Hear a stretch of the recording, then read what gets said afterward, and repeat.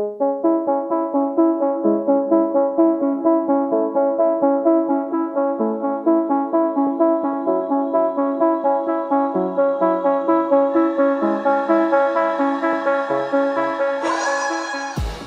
and welcome to the Blackout Podcast, where I get to talk to amazing people who do amazing things. And today I'm super duper excited. I have the founder and owner of True North Events, DJ extraordinaire, businessman, homie. And you're going to be my instructor soon because I need to learn how to do this thing. But anytime you're ready. Jasko, thanks for coming to the podcast today. Of course. Happy to be here. Oh, I was actually saying earlier that your name, Jasmin Razic, just looks like someone that's gonna fuck James Bond up. It's like James Bond messed up his thing and he's like, oh man, it's like a Bond villain name. But thanks for coming to the podcast today. Of course, man. I'm happy to be here. So, I mean, what's the origin story of True North Events?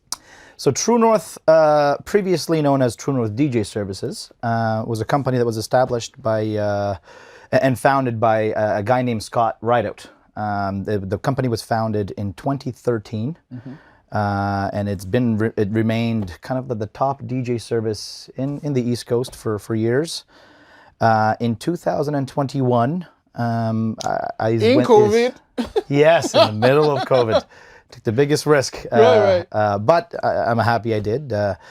I took over True North from Scott in December 2021, and never looked back since, and just grew the company to a point now where it was already an established company, but we're at a point now where we're pretty much well known and all over the province. We service as far as Cape Breton. We've done stuff in New Brunswick as well. We don't really advertise in New Brunswick, but people are finding the brand and finding us, and we're not saying no. So I mean. So what are the different, because True North to me looks like this big octopus with many tentacles. What are the different tentacles of True North? Yeah, so initially, our bread and butter is DJ services. We have 22 DJs on our team. Get out of here, man. Yes, that's 22 insane. DJs, yes. We had 7 when I took the company over, so we grew significantly in the last couple of years. Why are you so modest, man? Like 7 to 22, that's times 3. It is, yeah, we grew, and then we have, we're at 13 or 14 photo booth and 360 video booth operators. That spinning thing? Yeah, that's a pretty fun thing. It's quite the popular thing now. It's like, if you have a party and that's not there, people are like, what the fuck are you doing? It is, and you're starting to see it a lot more because it's just really starting to hit the market here. True North was the first company that got one in the East Coast. Holy shit. Because there's every February, there's a DJ and photo booth conference that happens in Las Vegas every February. Oh. And Scott, the previous owner, went there, I believe it was 2018, just before COVID. And this thing was already on the market in the States, but not in Canada yet. Yeah. So every year we go to this so you're going conference. This year? We're going this year. It's a month away, actually, exactly from today. What's it called? Mobile Entertainment Expo. Las Vegas. Okay, so once I finish my tutorials, I'll be. You come with the team. Yeah, exactly. I knew where you were going with that. Okay, so actually, let's talk a bit about that thing. How does it work? Because usually, people stand, the thing spins, but the video, it's like does it stitch it together? Like what? Yeah, so there's a software involved and a laptop, of course. So it's a GoPro camera that stands on a stand and it spins around the platform.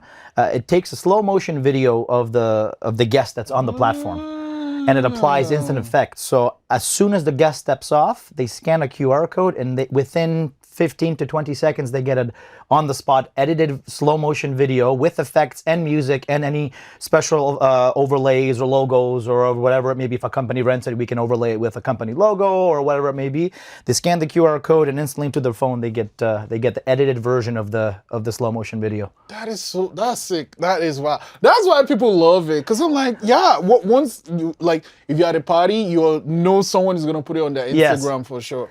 Golf courses love it. We built an attachment for our 360 video booth that's basically like a green. Oh, and you can actually tee off on it, and there's a slow motion camera that takes a slow motion video of your swing, and it looks pretty cool. I've actually never thought of that application. That is insane. Yeah. That is cool. That is cool. Okay, now I know what I'm going to Google because I need to. Like, to me, it's like the Matrix, but Yes. oh my. It's very similar to the red carpet experience when there's a slow motion video camera guy that does that. It's very, very similar to that. Yes. Theirs is obviously a lot more enhanced and. Oh man. Okay, so you grew like. How did you go from 7 to 22 though? Hard work. Lots of hours, man. Lots of hours. As you know, I used to have a career prior to doing this full time. I was a police officer for 10 years. Wow. Yes. Did you, like, when you were a kid, did you always want to be a cop? No. Oh, okay. Music was always my thing. Oh. I played the piano, I played the drums all growing up. When I immigrated to Canada when I was 10 years old. From which country? Bosnia. Okay. Yeah, I'm originally from Bosnia. We moved here with my family. Fresh start, didn't even speak a lick of English, and Holy one bag smokes. between the four of us, and we started a whole new life, and Halifax was it. Moved straight to Halifax? Right to Halifax, Oh, okay. yes. Yeah, we came to Halifax. I was in grade 4 when we came here. And so I went to high school. We bought a house, and then we moved to the Beachville, Timberley area. We went to Sir John A. High School, McDonald. I believe now it's called Bayview. They changed the name. I went to high school there, and all through high school, I dabbled into DJing. We did all of our own school dances. And then we got into, myself and a friend of mine, we put together, it was a company, not really an established company, but we had a brand and a logo and all of that sort of stuff in high school, as much as we could push it. And then we ended up doing most of the high school dances in the city. For our schools? Yes, this is for 16, 17 years old at this time. That is insane. Yeah. So that thing has always been there. It was always a passion, for sure. Okay, like, now, how did you get into the police academy? So in grade 11, I took a co-op class in my high school, which you can pick any job, and you job shadow them for 10 different times. And one of the options was police services. And then one of my friends was always involved and wanted to get into that. So I just thought I'd take that as well. I had the opportunity to go out with 10 different officers in various different divisions in the Halifax Police Department, and I got to kind of see the job. And after seeing it and seeing the excitement of the job and how you have the opportunity to make people feel good and make a difference every single day, I shifted my mindset to that. I also knew that at the time, getting into the audio stuff in Halifax, I probably would have had to start a whole new life somewhere else, because there wasn't a whole lot happening musically at the time here. See, you are very practical. Yes. Like you know what's up, but you are very practical. Okay. Yeah, and so I dabbled into the police thing, and then I fell in love with it after co-op. That was in grade 11. And then in grade 12, I spent most of my grade 12 year, despite being the DJ and the life of a lot of parties throughout that year, I stayed away from a lot of the things because I knew I wanted to get into policing. So obviously in high school, you get drugs, you get this and that and drinking. And so I wasn't around for a lot of that stuff, knowing that I was going to get into. As a result of that, I became a police officer at 19 years old, which is not very common here. Oh, yeah, that's what I'm asking. Is there like minimum? 19 is the minimum. Oh. However, with that said, generally they expect some life experience before you like get a position 21, like that. So, I mean, being a young officer came with its own challenges. In what way? In a sense where I'm going to some serious calls. For example, if I went to a domestic call where I'm dealing with people that have been married, let's say, for 20 years, and now I'm 19 years old, new in the job, trying to give advice to people that have been married for years. So there was things that came up that were certainly challenges as a young officer. But on the other flip side of that is, I bought my first house when I was 21. I bought my first vehicle shortly after that, and I was able to kind of build a life around that career, and I really did enjoy the career for a lot of times.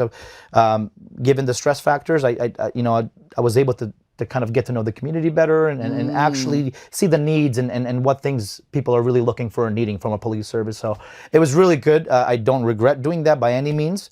DJing was always there. What do you mean by, would you still go DJ and be a police officer? I never had a business for most of my career. People knew that I did that. So I had coworkers that were getting married that would reach out to me, hey, do you want to DJ my wedding? Is there a party? Birthday parties, retirement parties. So people knew I dabbled into that still. And in 2019, I took over a company called Pure Quality Productions, previously ran by Sam. Dude, you like taking over companies like, hey, you're doing great. I think I can do it better. Well, not even necessarily better. Actually, Pure Quality was very established at the time.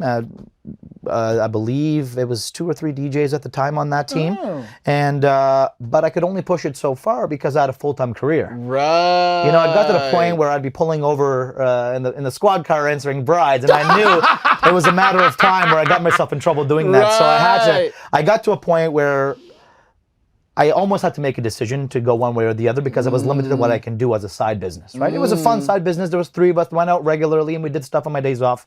My schedule as a police officer was great. It was 4 on, 4 off, so allowed me to focus some time on this. However, wait, when each is each day, like, what is the length and hours of each day? as a police officer, Yeah. we did 4s, so it was 12-hour shifts, 2 day shifts, 2 night shifts, and then 4 days off. Right. So you do night, day, then night, Then 24 hours off, then you go in at night, and then you're off for 4. So it was difficult on the sleep for sure because you're always switching from days to nights to on days off depending on what you're doing. What hours would you start for day and what hours for It would night? be 6 a.m. to 6 p.m. Oh, so flip, 6 Yeah, to 6. and then you have 24 or 6 hours to off 6. and then 6 p.m. to 6 a.m. Yeah. So it's a lot. It was definitely... Do they have like divisions and stuff? Okay, so, you know, I mean, the idea of like The Wire and stuff, shows like that. Do you have like different departments? Were you in different departments? I generally worked as a patrol officer in Central Division, which is the downtown area core. Oh, so like in cars and driving? Yep. Do you have like... I've never been inside a thing. I hope never, unless I'm in front though. But like, because whenever they drive, they have like a computer here. Yes.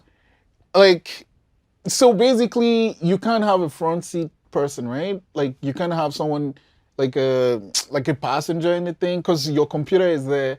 What information do you have there as a police officer that you can share? Of Yeah, course? no, for sure. It's just it's a system where we're connected through with dispatch, or I guess I shouldn't say we, but yeah. So dispatch, when dispatch receives a call, they send any information they have down to the officer who are on the way to the call. Right. So it's a way of connecting with dispatch and getting the information that we would require to try and get as much information before attending wherever we were going. Right, because you don't want to go there not knowing what you're expecting and That's stuff. correct. Exactly. Right. Oh my God. But I like, yeah. Yeah, no, sorry. So in 2019, I started with Pure Quality Productions, and we kind of did that for a couple of years, and I hit a limit of what I could do. But I always told myself at that time that if I had an opportunity to do the DJ thing full time, I would take it in an instant because it's my true passion. Music has always been a passion for mine. Played piano as a kid, drums as a kid, and so cue in the previous owner of True North DJ, Scott Rideout, who approached me near the end of COVID. He's been doing it since 2013, and you know, obviously during COVID, things came to a standstill. There wasn't a whole lot of events happening, and for him and for me, it was kind of the right time. So he approached me and asked me if I'd be interested in buying out the company. That took about 4 months to sort out and figure out, you know, negotiations and all that sort of stuff. But ultimately, December 1st, 2021 is when I officially took over the True North DJ services. Oh, wow. And what did you get to work doing right away once you took it over? Dove right into it. It was, you know, we took, part of the deal was that Scott was going to train me in every aspect of the business for a period of 4 months. So from January until April, we met every single day. We sat down long days, you know, discussed every portion of the business, because as a small business, you wear many different hats. From, you're the accountant, you're the marketing, you're the owner, you're the, you know, the performer, you do all different things. So for me to successfully run that business and take over a business that was so established already, it was very important to me, and I ensured that was part of the deal, that I get as much what was in here from Scott that allowed that to be the top, and for what it was, to continue that on and build on top of that as well. So that was a very big important part for me. We learned a lot in that 4 months and learned how the business ran. It was very similar to how I ran things with Pure Quality. So initially I had 2 companies. I never closed Pure Quality. That was still a company. So for the first year I ran them as separate entities. Why do you like suffering though? Yeah. That's like punishment. That is one of the reasons why I only have one now. It was, yeah. You know, because we did the same thing. True North was my biggest competitor as Pure Quality Productions. Yeah. We did the exact same thing. We ran, you know, we serviced the same venues, we used the same equipment, we had DJs on our team.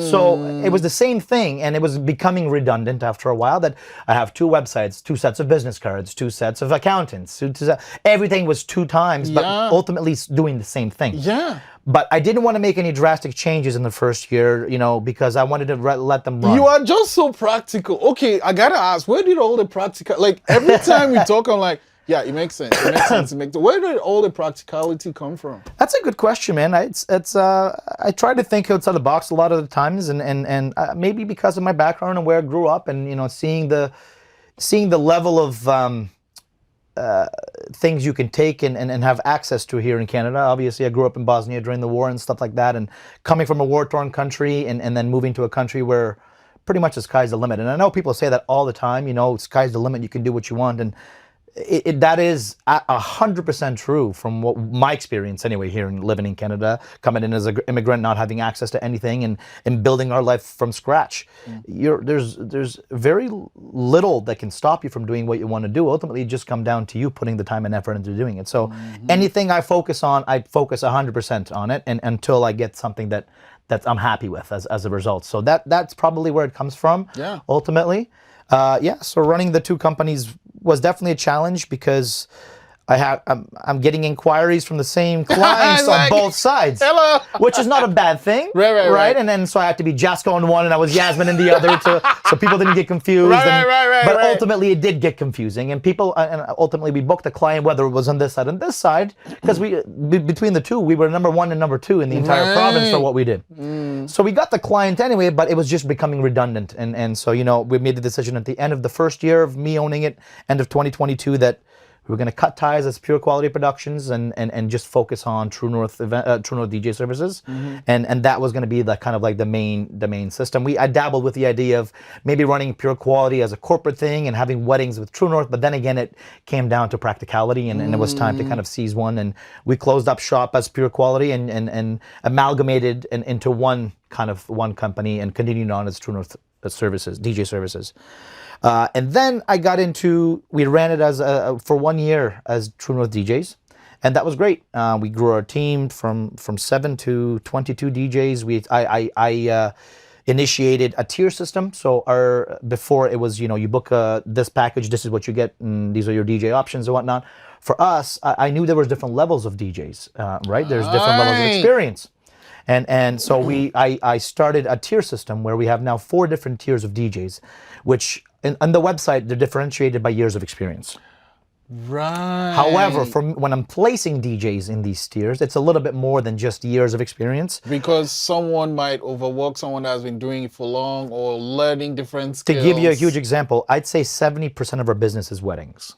So being a wedding DJ and being a nightclub DJ are not the same thing. It's completely different, actually. I mean, apart from the setting and stuff, what are some differences? You have everything from kids to the elderly. Yeah, you can't say fuck shit, but...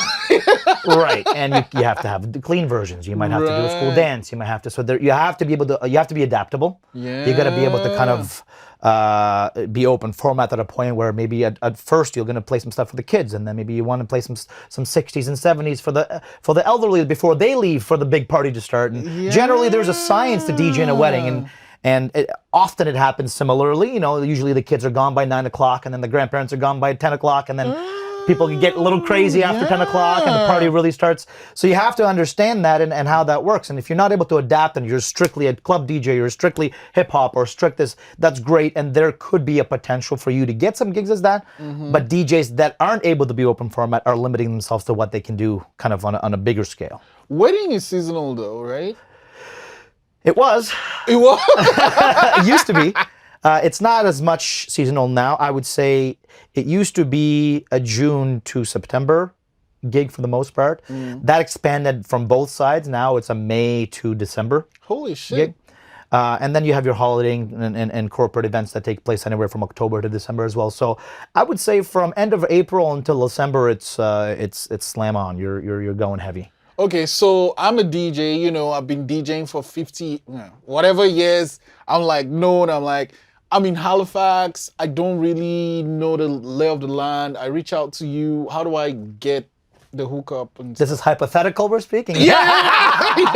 I'll see you in the office next week. Yeah, absolutely. Our doors are always open. We just moved into a new office space on Bedford Highway, 873 Bedford Highway. Huge big road sign. You can't miss it. It's in Mill Cove, right on the main drag of Bedford Highway. Right there, yeah. Yeah, so we opened up a new office space there October 1st. We have a lot of things on display there, and then all of our equipment stored there as well. So we're getting a lot of foot traffic, which before we didn't really have. A lot of foot traffic. It's a busy spot. The DJ's welcome to come in, introduce themselves. I've had it. I just interviewed two new DJs yesterday. Great guys, newer DJs, but looking for experience, and that's something we do offer. As a matter of fact, we offer a DJ lesson package as well. Everywhere from beginner DJ up to advanced DJ. Since COVID, we stopped doing that just because it wasn't really as popular.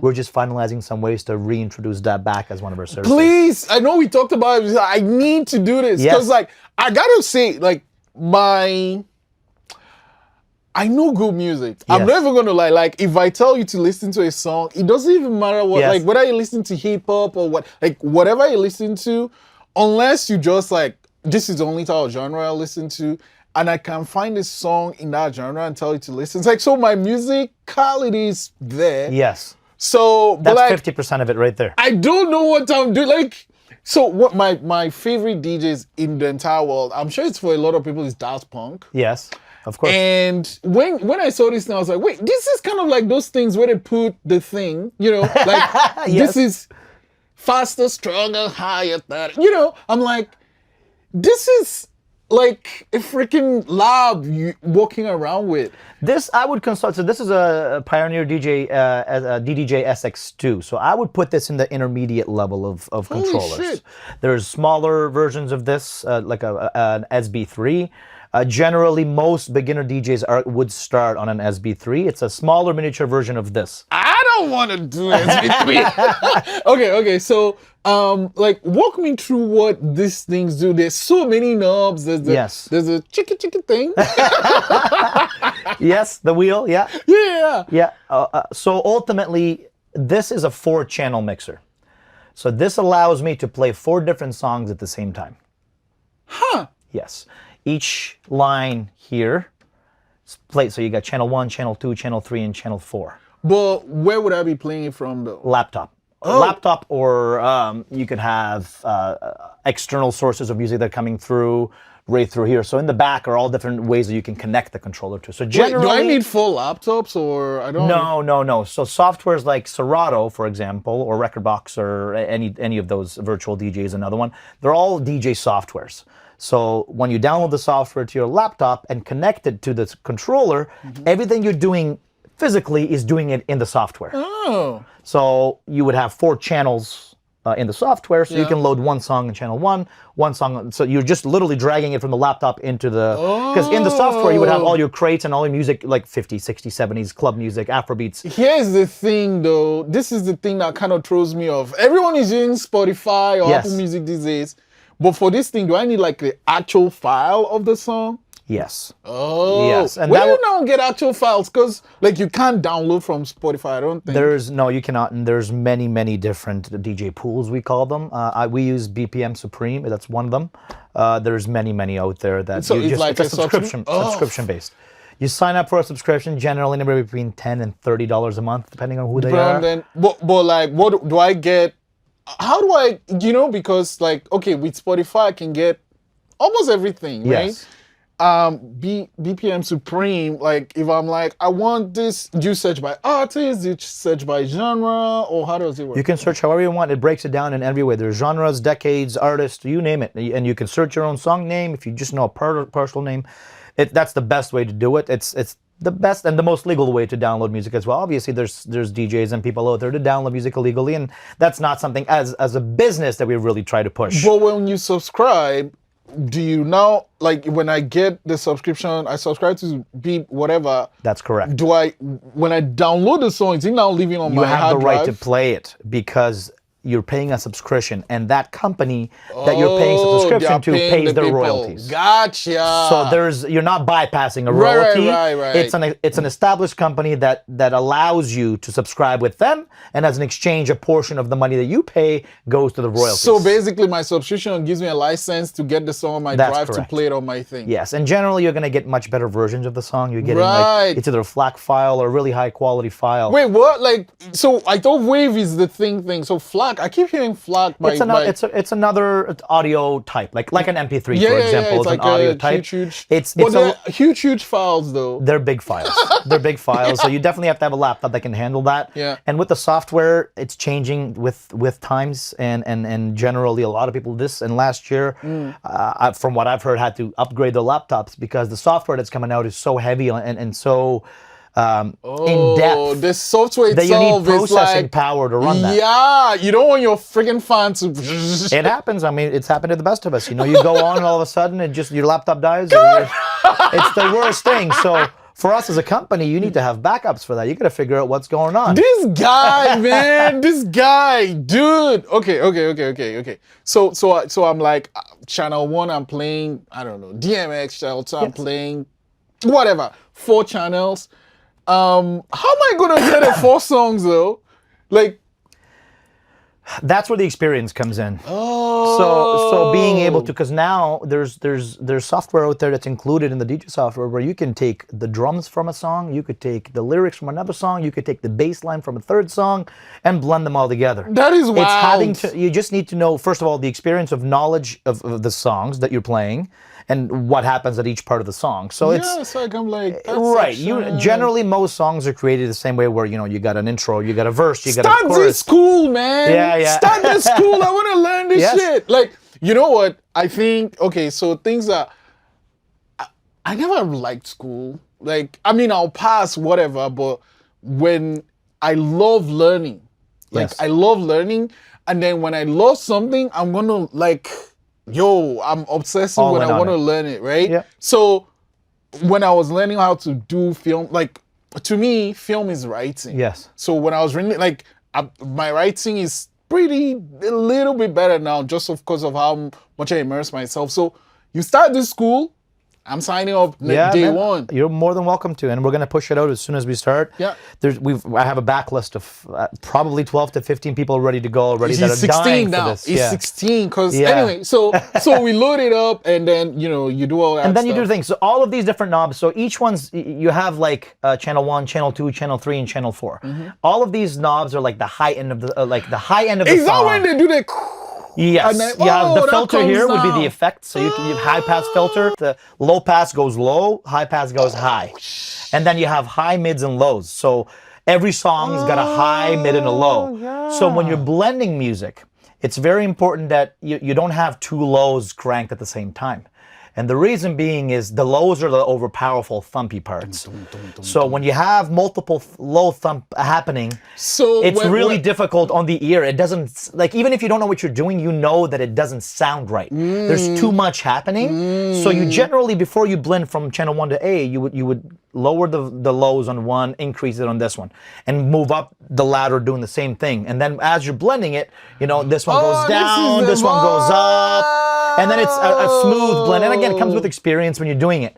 But it's fun because once you do that, and then when you're doing something like that, and the biggest for me is interacting with the crowd. Yes. And to see them, oh wow, that was cool. Where did that come from? Oh wow, that's another song. Oh my God, there's the words from that. Yes. The music from this one. That's crazy. And so you have you're creating an experience. Yep. And then we feed off the energy of the dance floor very, very often. There's times where I'll show up as a DJ, or one of our DJs shows up somewhere and they put the dance floor in the middle of the room, but the DJ's in the back.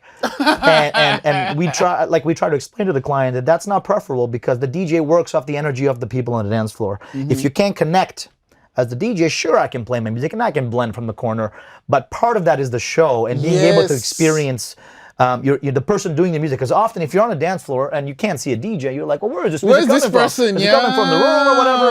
And it makes a huge difference, right? Because we feed off the energy as a DJ. So okay, so the shiki part.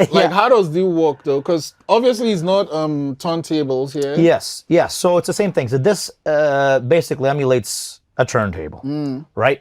When you have a full turntable set up, it actually spins, and in the software, it speaks to each other. Mm-hmm. So when you hit play, it spins in the software and in person here. So here you have a little light, it lights up, and this will spin.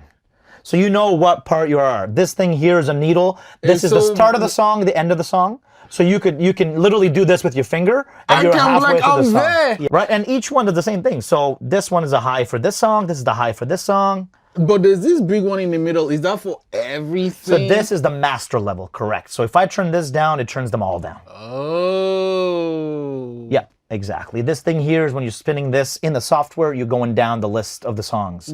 When you click it, it loads it into the song, or you can click load to load it into the song. So you don't have to do anything in the software. All of these buttons speak Can to do the the software. thing. Huh. Okay. So I was talking about the Daft Punk and the pads. Yes. Like, These pads do are you- super fun. Yeah. Talk me through the pads. So you see these 4 different buttons? You have 4 different things you can set the pads to do. So when you click this, it's a hot cue. Hot cue means there's parts of songs that I've saved to. So when I hit this button, it starts there. It's like a at memory. that place, so I can jump to 2022 of that specific That's song. correct. So if it's 2 minutes and 2 seconds is where you want it, because it's usually a drop. Yeah. Right? They call them drop swaps, for example. So if you got a build up of one song, and just before the drop, you drop another song on the same beat. Oh. So you have it saved. So that would be a hot cue, which would be saved here. And you can save up to 8 hot cues here. You can have different effects. Okay, this just blew my mind. So this is actually 4 times Memory. 1, 2, 3, 4 times 8. So like I can do one hot cue, put 8 things. I can do one this thing and put 8 of those things. Yes, because these things are different things. So hot cue is the one function of these 8 And then buttons. I put 8. If you click roll, Another roll is a 8 different versions. rolls. That is insane. Yeah, oh yeah, you have all kinds of... What is 4 times 8? My math is about 32. I Yes. have 32 of these things. Holy shit. Yeah, there's a lot of different things. Then you have samplers. So when you click sampler, a lot of DJs have their own DJ Jasko or whatever it may be. So you go to sampler, and now these are your all samplers the- that are recorded on there. That's insane. So you just switch through. So these 4 buttons here tell you what those 8 will do. Here's something though. It's most times it's night. Even weddings, it's Yes. not night. Like, do they light up? Yeah, everything lights up completely. Oh, Everything lights up. All like of a these, and spaceship. as a matter of fact, these are all different colors. So a lot of DJs, when they're prepping, so as a DJ, you would prepare your music, because it's useless to have a hot cue button if you don't have hot cues in your song. Right? And the nice part about the software saves all that. So when you close the program and open it up, it saves starts those from hot cues where- right away. Yeah. You could switch laptops, and as long as you log into your software and load in file. your music USB or whatever it is into the laptop, it'll save the hot cues of that. So that's the nice thing, is you can go from this to another controller. This hot cues are saved. I just need to have my files though in That's some correct. place. That's correct. Yeah, they're color coded. All of these different things are color coded. There's this whole thing lights up completely. Every button you see lights up. I'm like a freaking Kid at a candy store. Yeah. Okay, so I mean, we're talking about the DJs and you meet them and then what happens from there on? Yeah, we assessed her. First of all, I asked for a 15 to 20 minute mix from them. Oh, Sample I have mix. to audition just a file, right? I don't have to do it live. Record it. No, you don't have to do it live. I asked a file recorded, and obviously, I would expect that they're honest enough that they didn't send me somebody else's mix, because we can quickly find out if that's true or not. Right.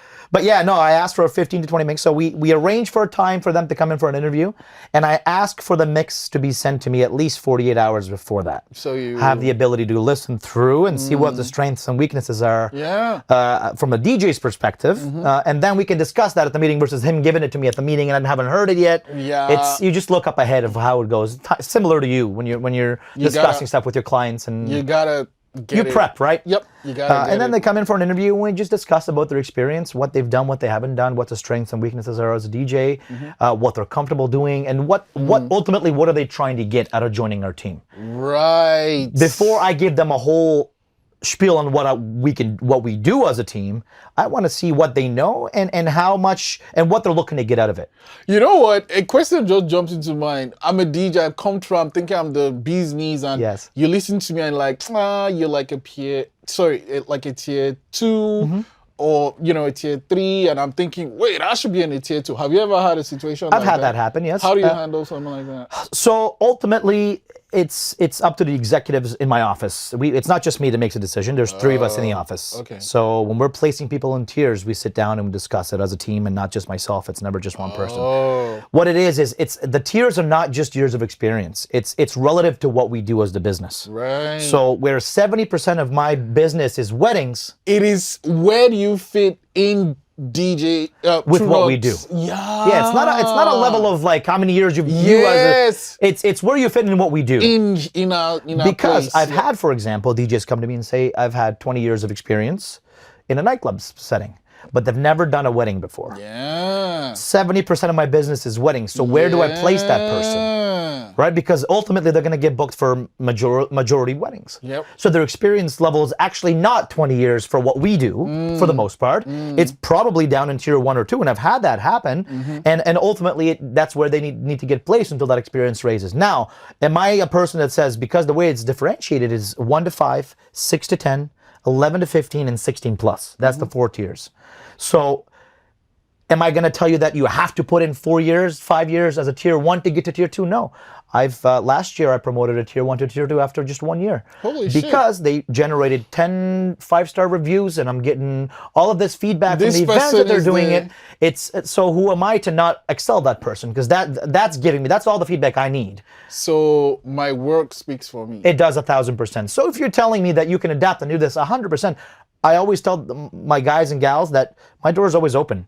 If you feel like you should be somewhere else, you come and have a chat with me about that, and I'm totally open to have that conversation with them and discuss perhaps maybe they should be somewhere else. So if they feel like they should be, let's have a conversation about it, because ultimately we are a company, but they're representing our company when they're spinning, but I also want them to kind of feel comfortable where they're at as well.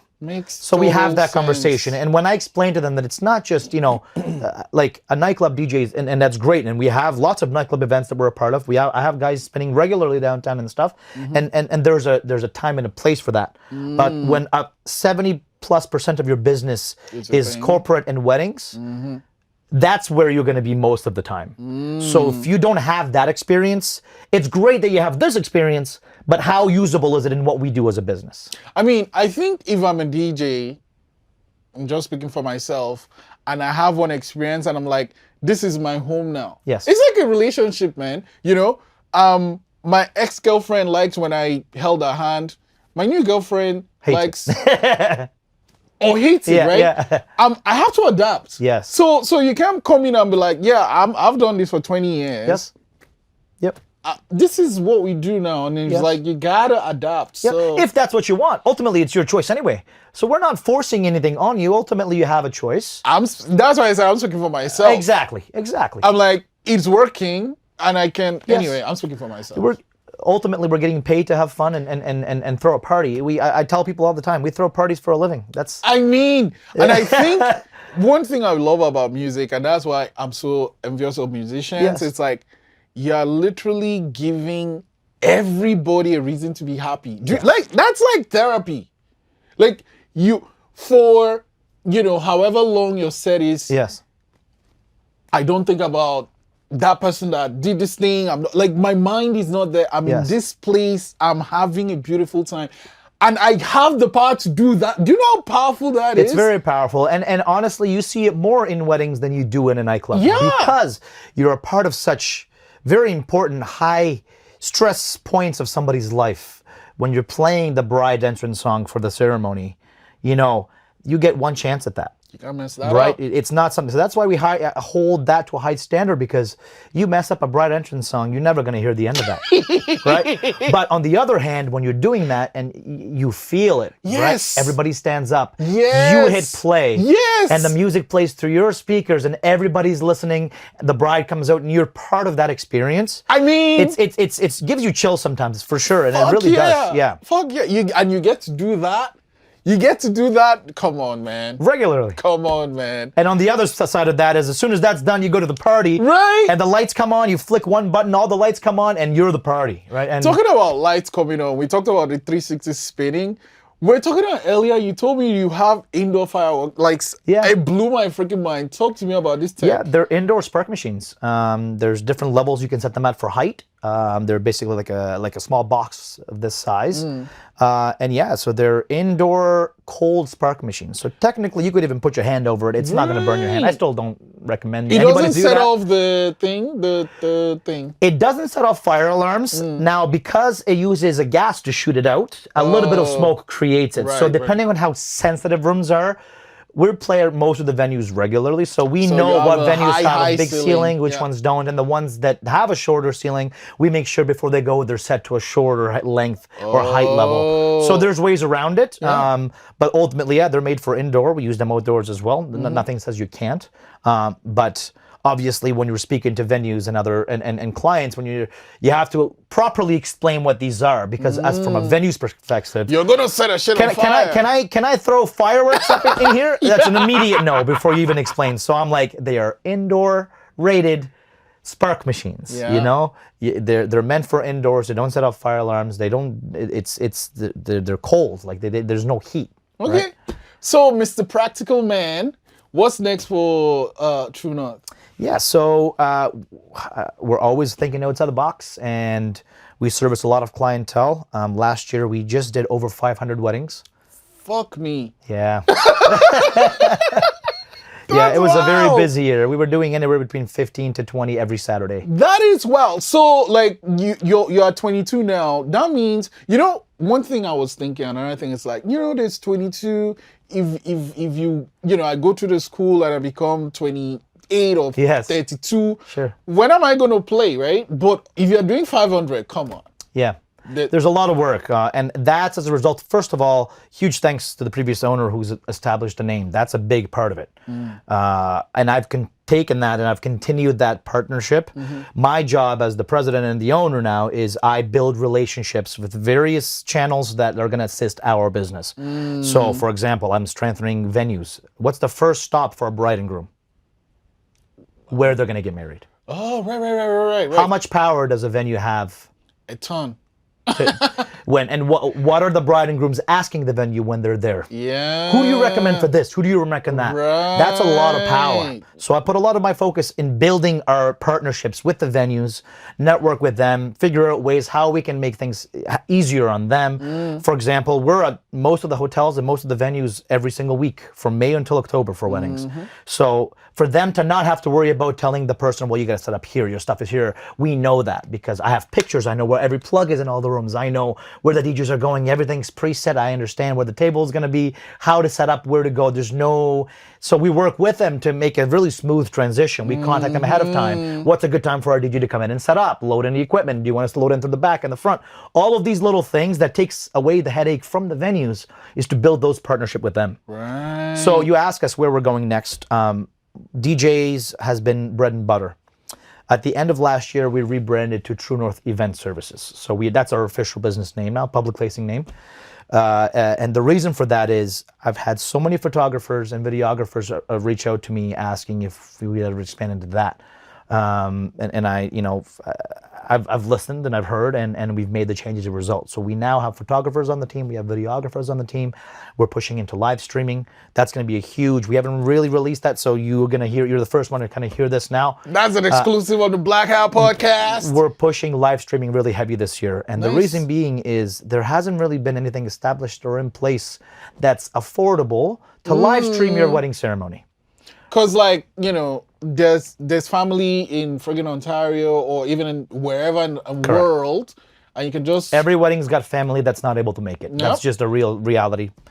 And often if there was a fix for them to do that, where you can get, because it's usually very expensive to do that because the companies that offer live streaming here locally anyway, they're a large entity that generally does things on a larger scale. So for them to commit their time to a wedding for 90 minutes, you're still paying $4, $5, $6 grand or whatever it may be that they charge. So is a bride and groom going to pay $5 grand to show Uncle Bob in Toronto their wedding? Probably not. Yeah. But we've found and built a very inexpensive way to do this, where you still get clear direct audio out of the mixer, so you can hear the wedding, the speeches, everything, and nice, clear, professional camera. And we've packaged this up into something that I think is much more affordable for our clients. And again, people are asking for it, and so we're going to be doing a big push on this very, very soon on that. Okay, so you listen, you're practical, you're like always finding out all the things. Vegas trips.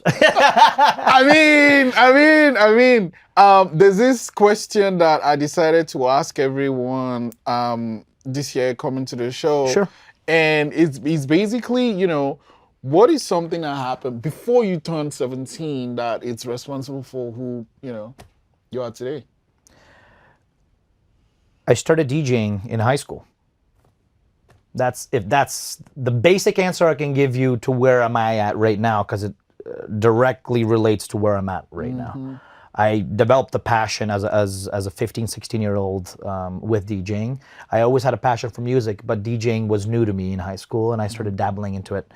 And I found a passion for it. Again, the connection through the people and be able to make up really high levels with the crowd and stuff like that. So I always had a passion for that. And that coupled with coming from a country that was war torn and not having a whole lot as a kid and child, you see the opportunities.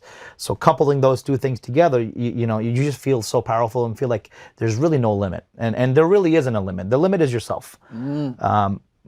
Ultimately, you have full control over where your life goes and how, where you go and what you do. And I find that if you have that mindset and you take it somewhere, it's very powerful, right? You just need to kind of put the time and effort into it. And there's not a whole lot of barriers that can stop you. The biggest barrier will be your own self. And I think that's the biggest takeaway for me and I did a career for 10 years that I absolutely loved, but I was neglecting what my passion was, right? So was it hard to leave a career that had a good pay, good salary, good stability, all of these things? Like yes, I was well taken care of with this career, but where was my passion? My passion's over here. So to leave that security, to tackle my passion, what's the middle part? The middle is the risk. And there's risk involved in everything you do every single day, whether you cross the street and not get hit by a car. There's risks, levels of risk everywhere. And I think there's levels of healthy risk that you have to be able to comfortable for, and you have to overcome if you want to get to a certain point. For me, leaving a job like a police officer career to pursue this was a massive risk, right? I had a house, I had mortgage, I had all of these things that were a certain lifestyle I had of this, and I'm taking something in the middle of COVID with 0 events and going all in on it. That's a massive risk. It is. Right? But ultimately, it's allowed me to work for myself, build relationships, and put the time that requires, because it's very hard to push a side business to a point where you want it to be a full-time. I have a lot of friends and coworkers that are still police officers that do side gigs that approach me, and we've had this discussion. There comes a point where you come to a point where you have to make a decision. You can't run both and put 100% of your effort into both, because it's very, very difficult, and you get burned out very fast. Super fast. So yeah, you get to a point where you have to make a decision, and when you make that decision, you have to be all in on it. That's the only piece of advice I could give is really tackle something with everything. Put it all in, and I think you will see something come out of that for sure. Jasmin, you blew my mind, and I'm about to blow your own mind now. Yeah. So I'm ending the show with this new thing I do that a friend taught me. So you get this. Yes. A marker and a pen. Okay. There are these cards here, the magical cards. Okay. So there are numbers between 1 and 60. I need you to write any number between 1 and 60 on your paper. Okay. Don't show me, just show it to the camera. Any number of 1 to 60? Between 1 and 60. Okay. And what we're going to do now is, you got your number. Well, show the camera once it's ready. Yep. Okay. And there are numbers. That number can be in any of this card, or it can be more than one card. So let me know if the number is in this card. It's not. It's never in the first card. I don't know why. Okay. Is it here? It's not. Fuck. Is it here? It's not. Oh, is it here? It is not. Okay, why are you so special? Is it here? It is not. Oh my fuck! Is it here? It is. Okay, I've never had one where it's only one card. You still gonna blow my mind? I'm gonna blow your mind though, but I need to consult the elders and... Okay. You ready to get my mind blown? I am. Okay, this is gonna give me a rebate when I'm about to join your school if I get your number correct. Okay, perfect. 8. Yes. I told you. Wow. Jasko, thanks for coming to the podcast Yes, today. of course. And thanks for sharing so much. I appreciate you. Yes, no, I appreciate that.